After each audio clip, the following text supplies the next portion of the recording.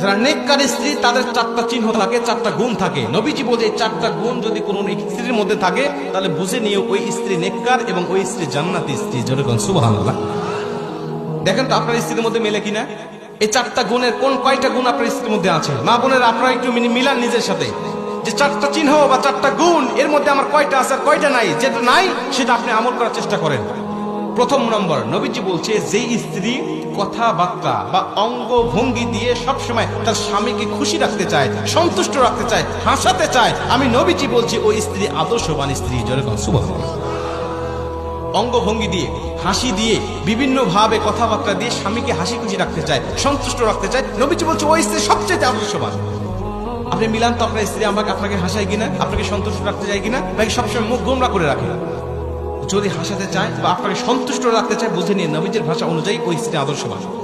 2 নম্বরে নবীজি বলছে তুমি যখন বাহির থেকে আসবে তখন তোমার স্ত্রী সংসারের কাজগুলোকে সামান্য সময়ের জন্য স্থগিত করে তোমাকে সময় দেয় কিনা।